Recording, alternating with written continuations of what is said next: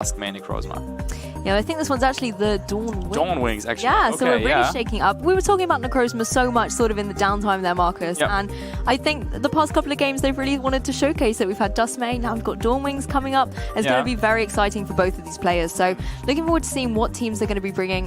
Luca here, kind of just trying to get himself ready and focus, set up here on stream. But like we've already talked with Daniel, he's a world competitor. He really knows what it's like at these kind of high-level tournaments. So he's going to be focused and really wants to get himself to Washington, D.C. Yeah, certainly. And players here competing for those championship points, and there's a lot of championship points on the line in these international tournaments.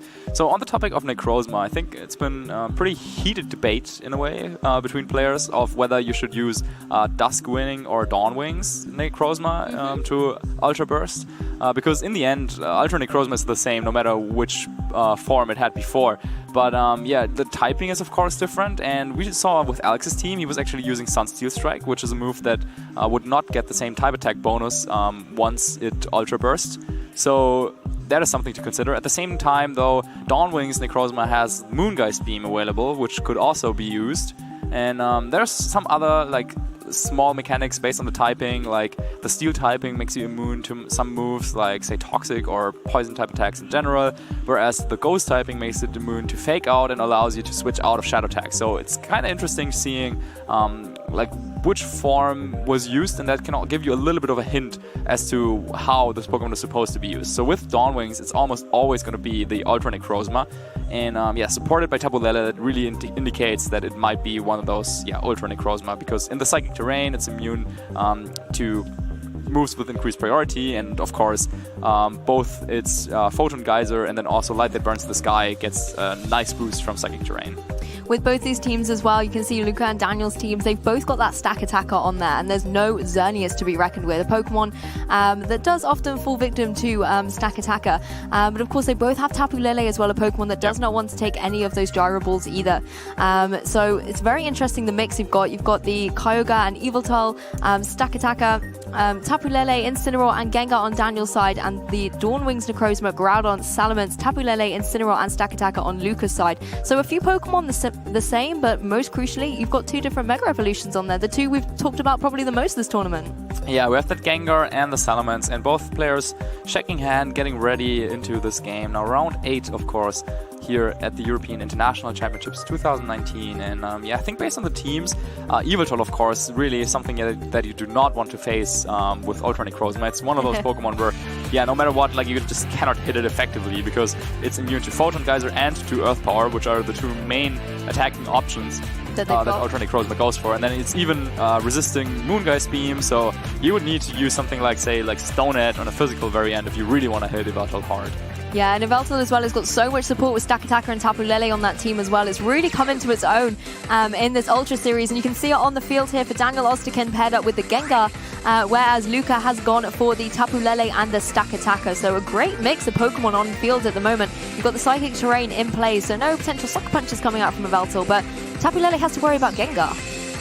Yeah, so Stack Attacker, interesting choice coming out here by Luca in the first turn. Not something that you usually lead off that often.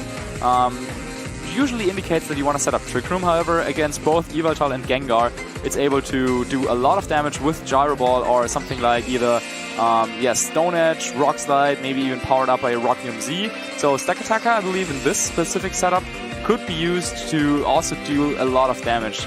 Yveltal and Gengar are both Pokemon that could carry Taunt, so Stack Attacker has to watch out with that. And Tapu Lele, on the other hand, if it was a Choice Scarf variant, then also would do a lot of damage to both Yveltal and Gengar. So Daniel kind of has to reposition himself a little bit, I think. Yeah, Yveltal jumping out of the field there, doesn't want to take anything from either of Luca's Pokemon, something like potentially a Rock Slide or even a Moonblast will still do some good damage against it, and instead brings the Kyogre onto the field, Primal reverting into Primal Kyogre and bringing the Rain on the field as well. So if Daniel is able to in the next couple of turns get the speed on his side, he's going to be able to fire off some really powerful Water-type moves. Gengar wants to join in the action though as well and goes for the Mega Evolution. turning into Mega Gengar and trapping in both the Stack Attacker and the Tapu Lele here. But I want to know what this Stack Attacker is going to be doing. Gengar going for the Protect, no potential Taunt in case there's going to be a Trick Room coming out, as Tapu Lele does indeed go for a Moonblast, going into the slot that was the Yveltal. Instead, Kyogre is going to have to take this, takes it relatively well, as Stack Attacker does go for the Gyro Ball, so no Trick Room, but a double target into that Kyogre. It's come in taking a huge amount of damage. Yeah, nicely done by Luca, identifying that the Gengar was most likely going for Protect because you want to get up that Mega Evolution, get the Shadow Trap going, and now that means that Daniel, on the other hand, has his Primal Kyogre in a fine position to do a lot of damage to both that Tapu Lele as well as the Stack Attacker. However, Tapu Lele should be faster and can hit that Kyogre with a powerful Moonblast beforehand, and Stack Attacker sometimes carry Wide Guard, so if Kyogre wanted to go for like an Origin Pulse, then it also has to think about that twice. Yeah, it certainly does. The Kyogre, though, is one of those Pokemon that can deal out so much damage if put into the right position. Potentially, if you go for like the Protect with the Icy Wind from the Gengar, you're able to get it into a good speed tier. But you can't Water Spout when you've got the Sun on the field. That's exactly what Groudon's come in here to do. Stack Attacker retreating back to his trainer. As Groudon is able to bring the Sun, so there are going to be no Water-type moves here from the Kyogre. Whether or not it stays on the field, of course, Stack Attacker being very, very slow would be the first to switch out. So Kyogre is going to be on here, whether it's going to go for something like an Ice Beam or if Gengar goes for something like a Skill Swap. That is something we've seen previously. Tapu Lele revealing itself to be Choice Scarfed, I believe, here, going for the Moonblast ahead of Gengar, as Gengar does go for a Substitute. So a really popular move choice from Gengar we've seen here at these particular championships, as Kyogre goes for the Origin Pulse out in the sunshine, not going to be dealing any damage. Well, so am I seeing correctly? Did this Stack Attacker just switch out of Gengar's Shadow Attack? I think it might have. Yeah, so that means that it has to have a Shed Shell as an item. Wow, that's not something that we've seen in a while. It's a really, really cool thing, but yeah, that means that Gengar's Trap is not as effective, because that allows you to call back the Stack Attacker, bring in the Groudon, and, well, Kyogre was really, really looking forward to getting off a strong attack here against the Tapu Lele and the Stack Attacker, but with the Shed Shell, wow, that's not something that I've seen in a while. A really cool item, only for a very specific usage, but here against this Gengar, it really comes into play, and Luca is able to essentially waste a whole turn and now brings in his Groudon kind of for free into the Water type attack. So now, well, really, really cool tech there by Luca. Yeah, I really, really love that. Good catch there, Marcus, as well. As the Kyogre here is going to have to be taking another Moonblast. Isn't enough to pick up the KO, and thanks to Sunshine, it is forced to switch up its moves and go for the Ice Beam. Does a little bit of damage against that Groudon that reveals itself to have Roar, getting that Gengar behind its Substitute out of here, forcing Daniel to bring the Yveltal back into play. But really interesting choice there from Luca with that Shed Shell. Really has changed up the game for Daniel, and he's going to have to really adapt his thinking a little bit, particularly with the Roar being revealed on Groudon. Luca's got a lot of tricks up his sleeve. Yeah, I have to admit, I haven't heard of Luca before, but this is already kind of cool. I mean, with the Shed Shell and the Roar on his Groudon, that looks like a fine setup against the Mega Gengar. It looks like he's super prepared against those type of teams, and wow, yeah, I really, really like that. Now, Kyogre of Daniel took a lot of damage. He was forced into his Yveltal. Not the worst Pokemon to have on the field right now, but I think the Tapu Lele of Luca is really looking to do a lot of damage the following turn. Exactly, it is locked into that Moonblast, but it can easily pick up the KO against that Kyogre and can deal some good damage against the Yveltal as well. Depending on what item the Yveltal is holding, with something like an Assault Vest, it's going to be able to take that a lot stronger than it would normally. But the one thing as well with the Psychic Terrain up, Yveltal likes to use the Sucker Punch quite a lot, but no priority while there is Psychic Terrain in action. So we're going to have to see how it's going to coordinate itself against both of Luca's Pokemon. Tapu Lele actually joining the field from Daniel's side as well. So both Tapu Lele's on the field. It's going to have to worry about taking anything from the Groudon. Groudon going for the Protect though, no Press for Blades. Might as well not waste them while one of the opposing Pokemon is a Flying type, as Tapu Lele does go for another Moonblast, targeting down into this Yveltal, does a huge amount of damage. Yeah. Not Assault Vest. Yeah, but this is the opportunity for Daniel to come back into this game. Now, setting up the Tailwind means that he will have speed control for the remainder of the game unless Luca somehow sets up the Trick Room with his Stack Attacker. I mean, not the remainder of the game necessarily, but if Daniel can find a way to bring in his Kyogre while his opponent's Groudon is still in the field, then that would allow him to do a lot of damage with Origin Pulse. However, his own Kyogre is relatively low on HP, so yeah, if Luca can kind of outlast this Trick Room for a while, then Tapu Lele would have an easy time getting the knockout there. But yeah, those couple of turns from Tailwind, Daniel absolutely has to make use of them. Or else, yeah, it's going to be very, very difficult, especially considering that Luca still has a 4th Pokemon in the back as well. Exactly, and not only does he have a Pokemon in the back, he also has a stack attacker in the back, and that's a Pokemon Daniel is going to have to work around. Tapu Lele and Gengar really can't do too much to stack attacker, which is able to sort of clean up both of those Pokemon. Yveltal as well being so low in the health. Yes, Kyogre would be great against Stack Attacker, but in the Sunshine, there's really not a lot that he can do. Stack Attacker, speaking of it, has now joined the field as one Tapu Lele fires a Moonblast into the other. This time it's Daniel's going into Luca's Tapu Lele. As we see a Z move here, Marcus, for the first time in the set. Yeah, and it's going to be the Darkium Z powering up one of Yveltal's moves for a Black Hole Eclipse. So, yeah, that's one of those moves that also then gets boosted by the ability of Yveltal, of course, Dark Aura. So that is going to do a lot of damage, even to a Pokemon as defensive as a Stack Attacker. Yeah, Stack Attacker here going into the Black Hole Eclipse, but is able to survive. Does take over 50% of his damage, which could be crucial as a way for Daniel to take down this Pokemon. As Yveltal, unfortunately, will be KO'd by the Moonblast there on Tapu Lele's side, on Luca's side of the field. So that Tailwind really paying off, though, because otherwise that Tapu Lele on Luca's side, which is Choice Scarf, would have just been able to pick up that KO, but instead, Yveltal's able to deal a huge amount of damage back. Yeah, so that might be one way for Daniel to come back into this game, trying to, well, get everything in KO range for either like his Mega Gengar or then the Kyogre later on. But now Daniel is down to his last 3 Pokemon, while Luca still has all 4. And we have seen before that this Stack Attacker is actually not affected by Shadow Attack. So yeah, with a Shadow Shell, wow, I still can't get over how interesting this item choice is. I mean, Stack Attacker usually wants to, it doesn't necessarily need any item like some of the other Pokemon. I mean, you can run a Shuka Berry in order to be able to take some ground type attacks or a Metal Herb to take a taunt, but yeah, Shadow Shell, really, really cool idea. So anyway, Stack Attacker is or would be able to swap out if Luca felt it necessary. At the same time though, Daniel can just take out this Tapu Lele, which cannot switch out, and with the support from Tailwind now, Daniel's Pokemon are just faster and he could just get 2 KOs this turn. Well, he's got one already from one Tapu Lele into the other, as Luca's Tapu Lele will return to his Pokeball as Gengar goes for Hidden Power. Last time we saw Hidden Power on a Xerneas, and it's a Hidden Power from a Gengar, super effective, critical hit as well to boost. Do you think that's going to be another Hidden Power ground? I would assume this to be a Hidden Power Water, so then maybe this critical hit might have mattered and Stack Attacker could have been able to take it otherwise, but usually on those Mega Gengar and Kyogre teams, you kind of want that Hidden Power Water against the opposing Groudon. So now Luca is forced to switch in his Groudon, probably not something he wanted to do, but now he's down to his last 2 Pokemon anyway. Salamence is his last, so he did not bring the Necrozma to this battle, yeah. No, we've seen Daniel's Tapu Lele also outspeeding his own Gengar, meaning that this Tapu Lele might also have a Choice Scarf, and yeah, Moonblast should be able to knock out the Salamence potentially, while Gengar has the opportunity, or would have the opportunity, to knock out the Groudon, but only if he switched in his Kyogre. So Daniel has to make a choice here, which Pokemon he wants to target down.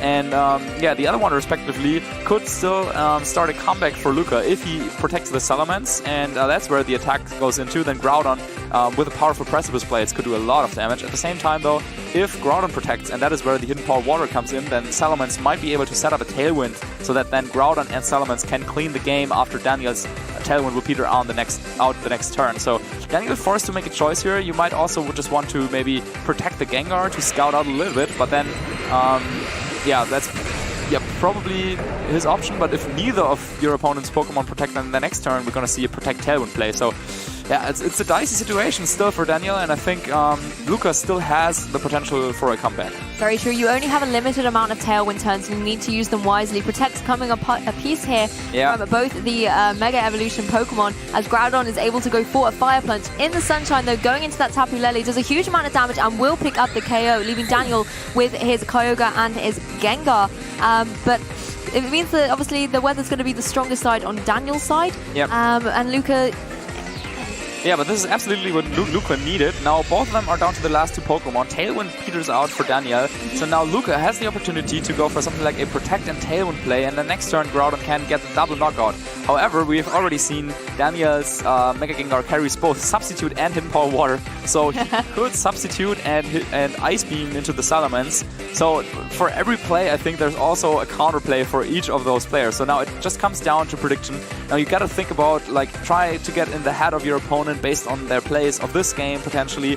And yeah, it's really tough to make a call.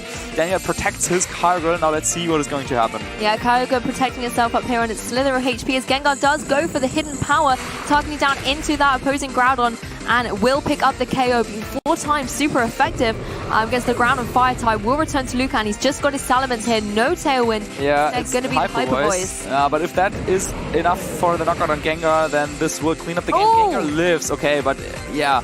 So Gengar takes the attack, but I still think that I really like the player of Luca, because now he should be able to take another one of those Sludge Bombs, and then yeah, Salamence just wins the game. So in the end, looks like Luca didn't even need to get his Groudon into position, but just going for a repeated Hyper Voice. I didn't realize how low the Kyogre was, but yeah, Hyper Voice should be able to get the double knockout this turn, and Luca should win this first game, unless there's like a Sludge Bomb crit on the Salamence. Let's have a look. Sludge Bomb going into Salamence does a huge amount of damage with a critical hit. Oh, wow. But it is able to survive. You can see the panic there on Luca's face. Wow, yeah. Able to go back with the Hyper Voice and pick up the KO. So I think you almost jinxed it a little bit there, Marcus. Yeah, I'm sorry, cast curse, but yeah, maybe the nature of the Salamence came into play here, because with Salamence using both special and physical attacks, it's a choice between Native and Hasty usually.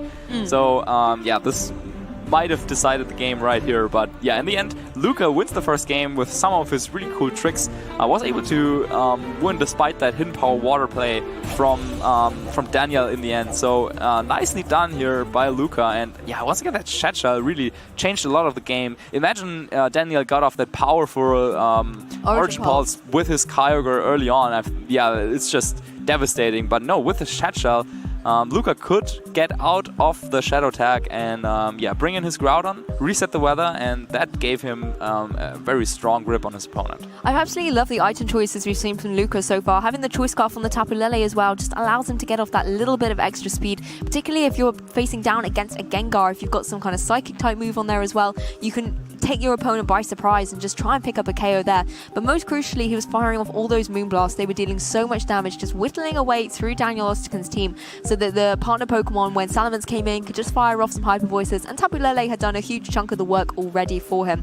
As well with that Kyogre, when Daniel did switch it in, unfortunately did take quite a huge chunk of damage, got the double target straight away, and that weakened his position later on in the end game of this set. But Luca, his item choices there, the Shed Shell, absolutely ingenious. But of course, Daniel now knows that information, so going into game 2, he's going to be able to play around it a little bit better, or be wiser to some of Luca's tricks. Yeah, I think Daniel definitely has to play a little bit more careful with his own Kyogre. Now, taking so much damage on switching in is never something that you want to see, and Kyogre is really the main damage dealer here in this matchup, I believe. Of course, his own Tapu Lele and the Mega Gengar both also can do a lot of damage. However, yeah, he really... I kind of liked what he was going for there, setting up the Tailwind and then having those special type attackers really doing a lot of damage. In the end, though, the Salamence proved to be the one Pokemon that gave him all the trouble. So, yeah, it's really tough to see what Daniel could really do. I mean, it's always easier said than done to say, oh yeah, he just needs to knock out the Salamence, but then, oh, what if the Stack Attacker is just switching into that slot? So. But he also kept the Stack Attacker to, not Stack Attacker, the Salamence quite late in the game. So it was quite a late reveal, able to keep it preserved in a really healthy HP so that it could just come in and sweep through the rest of the damage that the Pokemon had done. And speaking of Salamence, it's on the field with Tapu Lele for Luca, facing down against the Gengar, and Stack Attacker for Daniel Oztekin. So Daniel has adapted, brought his own Stack Attacker. It gave him a little bit of trouble on Luca's side of the field. Now he's brought his own. Yeah, it's kind of interesting. Stack Attacker, one of those Pokemon with the typing, Steel and Rock typing, that has a very, very positive matchup against some Pokemon and then a pretty bad matchup against others. Against both Tapu Lele and Salamence, Stack Attacker is a pretty good matchup. So really nicely done here by Daniel, anticipating some of the leads of his opponent. And yeah, this Stack Attacker threatens to do a lot of damage with Gyro Ball, potentially to knock out the Tapu Lele. And he could also just go for a Trick Room to help his own Kyogre. So yeah, really nice position here for Daniel at the very beginning. And of course, though, Luca wants to get his own Stack Attacker as soon as possible, because he knows that Pokemon won't be affected by Shadow Tag, and that also means that, yeah, like, it can take Gyro Ball super, super well. Exactly. It allows him to be a little bit more flexible now that Shadow Tag is up on the field. He could bring in Tapu Lele later on, but you might as well keep it in the back, particularly when you're facing down against Gengar. You don't want to be taking a Sludge Bomb potentially. Both Mega Pokemon on the field, as Gengar does, of course, go for the Protect here. Wonder what the Stack Attack on Daniel's side of the field is going to be doing, though. Salamence going for the Double Edge straight into that Protect, so no damage being dealt from either of these Pokemon, as Stack Attacker does go for Trick Room, and I believe it's the first time we've had Trick Room on the stream? Yeah, it's been a while. I think so far Trick Room definitely doesn't have as much attention as it had at the end of the 2016 format. Now, the two Stack Attacker are looking pretty strong here. I think that Luca's Stack Attacker wants to probably just go ahead and throw a Gyro Ball at the Gengar of his opponent. At the same time, though, if Daniel gets his Kyogre in, I think he could do a lot of damage to both of Luca's Pokemon as well. So, yeah, Mega Gengar usually not a Pokemon you want to have in on Trick Room because it's naturally faster than Salamence, so under Trick Room, Salamence could be doing more damage. However, there's also some interesting plays, like for example, if Daniel wanted to, he could skill swap the Salamence with his Stack Attacker, taking away the Aerialate and making it essentially useless against both Stack Attacker and Gengar. Though, yeah, instead, Daniel decides to call back the Mega Gengar and bring out his own Primal Kyogre. Yeah, like you said, getting Kyogre here in the Trick Room environment could be really strong for Daniel. If he's able to keep it healthy on this switch in, didn't go so well for him in Game 2, but then able to fire off some strong Origin Pulses later on, it could be really strong for him here at the moment. The rain is obviously coming onto the field, and Stack Attacker is going to love being in Trick Room. It does indeed go for a skill swap. Mark is calling it here perfectly, taking away the Aerialate ability from the Salamence, but giving it a Beast Boost. So in a way, now that Gengar's off the field, it could come back to bite him a little bit, but he does not get that same type attack bonus anymore. Stack Attacker going for the Gyro Ball, targeting down what was the Gengar. Kyogre is able to take that, thanks for not being very effective. Salamence able to go for the Double Edge as well. So this poor Kyogre, every time it switches in, it gets caught on the double target, taking a huge amount of damage. And the thing is, the Stack Attacker is going to be able to fire off another Gyro Ball in the next turn, as it will be faster. Yep. Yeah, I'm not sure if I fully agree with what Daniel was going for here. I mean, once again, he gets the Kyogre in, taking so much damage. Now, of course, he has a lot of damage potential on the board with Kyogre.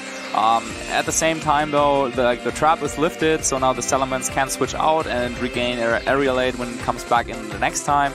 And also, Stack Attacker could also switch out into Groudon, potentially, though he has to watch out for a skill swap of Daniel, of course. So, yeah, it's always kind of difficult in some of those situations to keep track of like who's going first, like which skill swap will go when, and when will the weather be reset. So I wouldn't be shocked if we saw something like, say, a Wild Guard though from Luca to just block any like water type attack coming up from the Kyogre that hits more than one target. Yeah, the skill swap mind games are going to be huge here. Stack Attack on Daniel's side could skill swap the Kyogre, which is exactly what we're seeing. But you never know if the speeds work out. Luca could skill swap right back here on the switch in and bring the sun up. But at the moment, it is going to be the rain, meaning that if this Groudon is left unprotected, it's going to be taking... Oh, it is exactly that cool. Goes for the Groudon. Absolutely amazing play here by Luca, switching in, knowing that the speed was in the right place for him there as well.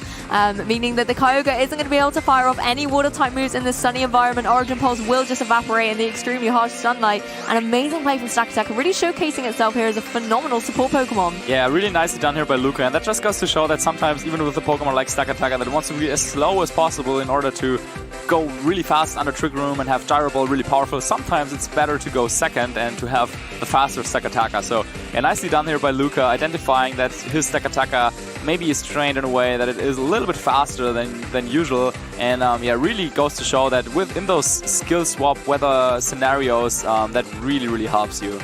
It certainly does. And of course, Trick Room still activated at the moment, so both Stack Attackers can still play a few more tricks, but they might want to go on the offensive here, just while they're in that environment where they are the slightly speedier Pokemon. And considering the damage that Kyogre has already taken on Daniel's side, if you're Luca, you might want to just start rolling through some damage. But you saw the timer there nearly go down to the last second. Luca really thinking through what he wants to do. It's going to be a skill swap apiece here from both these Stack Attackers. Yep. So trading through the weather, which one's going up, Marcus? Yeah, so the skill swap uses weather will go up second, so we will see the Desolate Land go up now, but then the weather that it gave away, in a way, is going to be that Primordial Sea. So that is going right back up here. Yeah. So now let's see what Luca did, though. Whether he also skill swapped the Stack Attacker. No, he just went for a Gyro Ball. Okay, that is going to do a little bit of damage. Oh, it's not enough though to pick up the KO, meaning Kyogre is able But to go. his Groudon is faster under Trick Room. Precipice Blades comes out, hits both Stack Attacker and Kyogre, and this should be a double knockout here. What a bold turn there from Luca, able to get the Precipice Blades off first, even though the rain was up. Just so masterfully played here. So poor Kyogre there, even though Stack Attacker was able to get the rain, wasn't able to go for anything. And also getting a +2 attack here from Beast Boost. I absolutely love that. Groudon getting a Beast Boost, that's a very scary thing to be facing down against. Yeah, certainly. So really, really well done by Luca, knowing his mechanics, knowing the speed tiers more than anything. Really well done. And Daniel, on the other hand, he had the setup with the Trick Room, but now you're facing down a Stack Attacker and Groudon in Trick Room, and with Yveltal and Mega Gengar. So yeah, I think, wow, yeah, Luca, such a dominant play, really, really well done. In the first game, it looked like it was like really, really close up until the very end, but in the second game, his Groudon just proved to be a little bit too difficult to deal with for Daniel. And I think as well, keeping your cool and knowing your skill swap mechanics there and really knowing what weather was going to be up and how to position yourself was a great key thing there from Daniel. Just unfortunately for him, it didn't work out where his Kyogre was able to get off the water type move first of all. Now you've got Yveltal on the field here. The Stack Attacker is able to switch out if it maybe wanted to come out using Intimidate or something like that, or I think it's already in its Mega Evolution form with Salamence, so no Intimidate coming out here. But either way, 4 Pokemon versus 2. The odds look very much in Luca's favor at the moment. Yeah, Luca just has to wait until like Trick Room is over, then he would have the Tapu Lele with a Choice Scarf, so Daniel would need to set up his own Tailwind if he wanted to maintain the speed advantage, and I think that's something he might want to do, like protect his Mega Gengar to stall out the Trick Room even further, because yeah, right now he just cannot really attack that Mega Groudon, the Primal Groudon at all. That's what he does, protects his Mega Gengar. Now the weather is off the field, but Luca once again calls this, and this Fire Punch being boosted by the Beast Boost, almost enough to get the knockout. Wow. That does a huge amount of damage, and of course switching out the Stack Attacker that had Primordial Sea removes the weather. It's not like back in Sun or Moon series where the weather stays on the field, so absolutely masterful play here by Luca. The Yveltal will go for its Black Hole Eclipse Z move, but no matter which target is going into here, Luca has a lot of utility in the back as well to bring forward against these Pokemon, and it's going to be the Salamence that switched in that's going to take the brunt of this. Oh yeah, that's going to do a lot of damage, probably even get the KO. Yep, as it does. So Salamence goes down, but now if Trick Room is over this turn, yep, which it is, Tapu Lele can come in. So now I think maybe last turn Daniel needed to do something like Hidden Power Water and Tailwind to try and get the speed advantage for the upcoming turns. And then there might have been the potential for him to come back. Yeah, but I think with this play now, the Tapu Lele just comes in for Luca.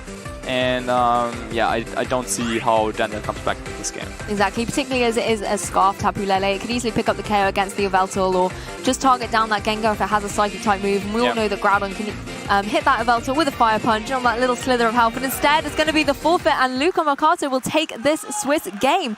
Absolutely amazing play by him. That Stack Attacker was just inspired. Yeah, well done, and I think there's like some supporters in the crowd that are cheering him on. Yeah, Luca advancing to tomorrow's competition with a now 7-1 record. Daniel has still one more round to get that final and 7th win to advance to tomorrow's play. But yeah, Luca, I'm really impressed by his play and his choices here. As for the item choice, also his play was pretty stellar in my opinion. So yeah, really, really well done. Yeah, I absolutely love seeing his whole game unfold with all the little secrets that he was revealing there as well. It was really engaging to watch and really intriguing to find out more about his team. We saw Stack Attacker being a Pokemon really heavily featured at the Oceania International Championships. Both Stack Attackers were in the final, and it was a very different kind of game. There was a lot of just Rock Slide,